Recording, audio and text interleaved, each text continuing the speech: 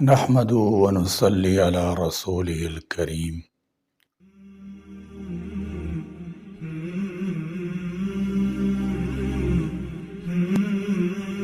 گندم کی کٹائی کے آغاز پر پتنگ بازی ہندوؤں سکھوں کا کھیل تھا، مگر مسلمانوں کے بچوں نے اپنا لیا۔ گزشتہ 2 سالوں کے دوران پنجاب میں پتنگ بازی کی قاتل ڈور کے باعث 27 قیمتی جانیں ضائع ہو چکی ہیں۔ ان خونی واقعات کے باوجود پتنگ ساز اور پتنگ فروش باز نہیں آتے، نہ ہی پتنگ بازوں میں کوئی خوف و ڈر ہے۔ اب حال ہی میں پتنگ گردی کی تشویشناک لہر نے بھی قیمتی جانیں نگل لیں۔ پتنگ بازوں نے 2 افراد کی زندگی چھین لی۔ پتنگ بازی کی لہر ایک عرصے سے جاری ہے۔ تقریباً 20 سال پہلے پتنگ بازی عام ڈور سے ہوتی تھی۔ شام کے وقت بچے 1 گھنٹے کے لیے پتنگ اڑاتے، پھر یہ خونی کھیل کا روپ دھار گیا۔ اس سال 22 مارچ 2024 کے دن فیصل آباد میں نوجوان موٹر سائیکل پر جا رہا تھا کہ پتنگ کی ڈور گلے میں پھر گئی۔ دھاتی ڈور تھی، گردن کاٹ گئی۔ ایک لمحے کے لیے نوجوان حیران ہو کر کھڑا ہو گیا، جاننے کی کوشش کی کہ آخر ہوا کیا ہے۔ موٹر سائیکل سڑک پر تھا، سفید کپڑے سرخ ہو رہے تھے، خوبرو جوان خون میں نہا چکا تھا۔ زیادہ خون بہنے کی بنا پر یہ نوجوان شہید ہو گیا۔ شریانیں کسی بڑے بور والے پائپ کی مانند سینکڑوں ملی لیٹر خون منٹوں میں جسم سے باہر نکال رہی تھی۔ ایک گاڑی قریب سے گزری، شاید کسی نے رکنے کا کہا۔ کون رکھتا ہے خون آلود لاش؟ خون بہنا تھا، سو بہہ گیا، جانے والا چلا گیا۔ سفید چادر سے چہرہ ڈھانپا، وہ چادر بھی رنگین ہو گئی۔ فیصل آباد کے نوجوان کی دھاتی تار سے موت کی ویڈیو دیکھ کر ایک کرب ہے جو بڑھ رہا ہے۔ دکھ ہے اس کے جانے سے زیادہ پیچھے رہنے والے اس کے والدین کا۔ اولاد کو جنم دینے سے لے کر جوان ہوتے دیکھنا، امیدیں باندھنا، ان کی آواز سن کر جی اٹھنا، اور پھر ایک دن ان کا جنازہ بوڑھے کندھوں پر رکھ کر دور چھوڑ آنا، یہ دکھ گھن کی مانند اندر سے خالی کرتا رہتا ہے۔ دن تو کٹ ہی جاتا ہے، رات ہوتی ہے، اور ماں باپ کو اولاد کا خالی بستر نظر آتا ہے تو سسکیوں سے روتے ہیں۔ اس واقعے کے بعد سے پورے پاکستان میں پتنگ کی قاتل ڈور پر پابندی کا مطالبہ زور پکڑ گیا ہے۔ اگر پابندی نہ لگائی گئی تو پھر سال کے اختتام تک نہ جانے کتنے معصوم بچوں کی گردنیں کٹیں گی۔ اس کے علاوہ گمنام اموات نہ جانے کتنی ہوں گی جو اس خونی اور قاتل کھیل کی بھیڑ چڑھ گئی ہوں گی۔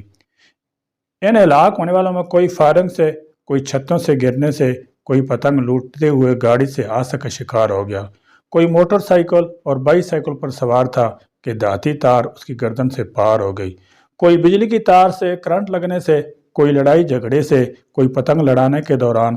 ان مرنے والوں میں مرد بھی شامل ہیں اور عورتیں بھی ہیں، ان میں بڑے بھی ہیں اور جوان بھی ہیں، ان میں نوجوان بھی ہیں اور معصوم ننھے منھے بچوں کی گردنیں بھی دھاتی تاروں سے تن سے جدا ہوئیں، اور ان کی دکھی ماؤں پتنگ بازوں کو بددعائیں دیتی رہ گئیں، لیکن ان کی دعائی کون سنتا ہے؟ اس خونین بسنت میں مرنے والوں کی داستانیں بھی ایسی ہیں، ان کو بیان کرتے ہوئے دل خون کے آنسو روتا ہے۔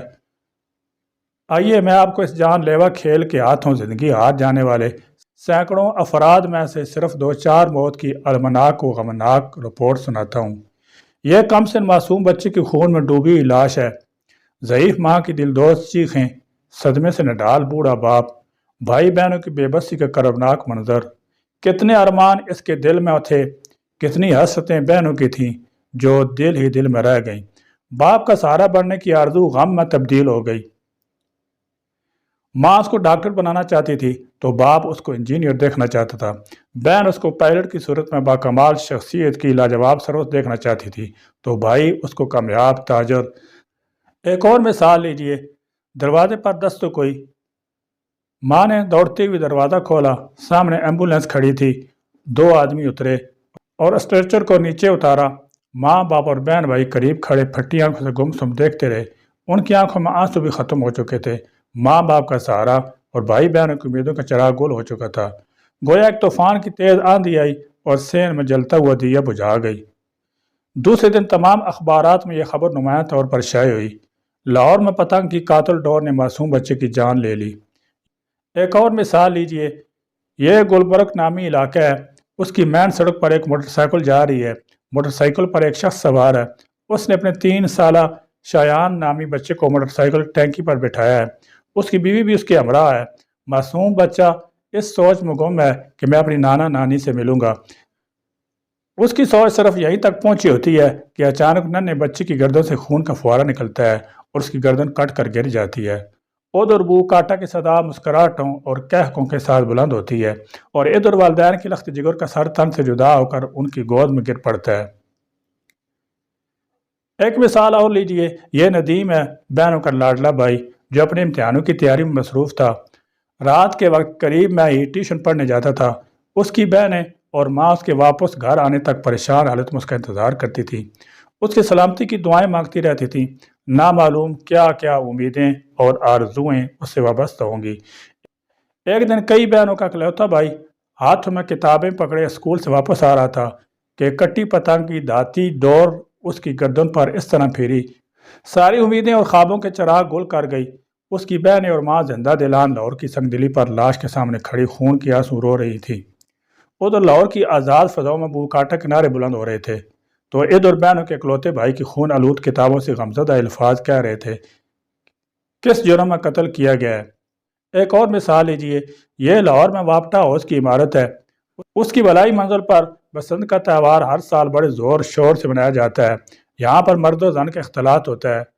رخت سرور کے نشے میں بو کاٹا کناروں اور ڈھولوں کی تھاپ پر پتنگوں کے ذریعے دل کاٹنے کی کوشش کرتے ہیں۔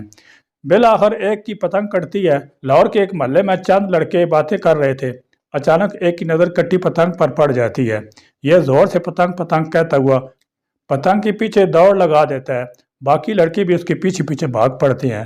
سامنے سے تیز رفتار گاڑی سے ایک 10 سالہ لڑکا ٹکرا جاتا ہے، جس سے اسپتال پہنچایا جاتا ہے۔ دوسرے دن اسپتال سے اس کی لاش گھر آتی ہے۔ اس کی موت کا سبب صرف اور صرف 2 ٹکے کی پتنگ بنی۔ ادھر ڈھولک کی تھاپ میں پتنگ کٹی، ادھر معصوم بچے کی گردن کٹی۔ لو رنگ بسنت منانے والے ذرا سوچیں۔ ہر سال حکومت پتنگ بازی پر پابندی لگاتی ہے، پھر بھی یہ خونی دھندا کم ہونے کا نام نہیں لیتا۔ جب حکومت طرف سے سختی آتی ہے تو پولیس ذرا حرکت میں آتی ہے۔ چند کارروائیوں اور منتقلی سے جیب گرم ہونے کے بعد پولیس پھر کھلی چھٹی دے دیتی ہے۔ یہی معاملہ پتنگ فروشوں، پتنگ بازوں کے خلاف ہے۔ چند لوگ پکڑے جاتے ہیں اور فوراً ہی واپس لوٹ آتے ہیں۔ گزشتہ سال پولیس کو احکامات دیے گئے کہ آئندہ جس علاقے میں پتنگ اڑائی نظر آئی اس علاقے کا SHO ذمہ دار ہوگا۔ پھر بھی آسمان پتنگوں سے لال، پیلا، نیلا، سفید ہوتا رہا۔ فیصل آباد میں ڈور سے موٹر سائیکل سے بھائی نوجوان کی گردن کٹ جانے اور سرگودا میں پتنگ لوٹتے ہوئے بچے کی بجلی کی تاروں سے کرنٹ لگنے سے اموات پر ہر ذی شعور غمزد ہے۔ پولیس نے محلوں کی مساجد میں اعلان کر کے پتنگ بازی سے نوجوانوں کو باز رہنے کی تلقین کی۔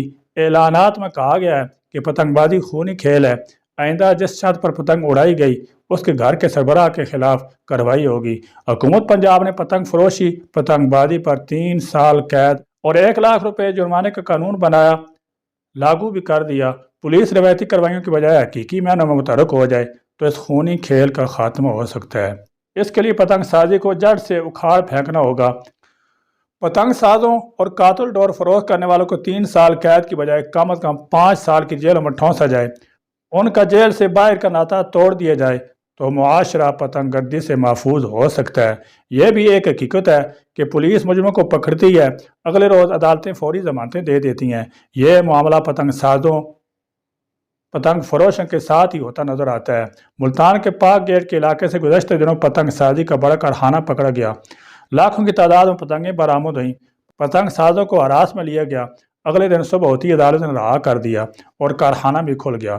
پتنگ گردی روکنے اور قیمتی جانوں کے تحفظ کے لیے جہاں قانون نافذ کرنے والے ادارے متحرک ہیں، وہاں عدالتیں بھی پتنگ فروشوں کو جیل میں ڈال دیں۔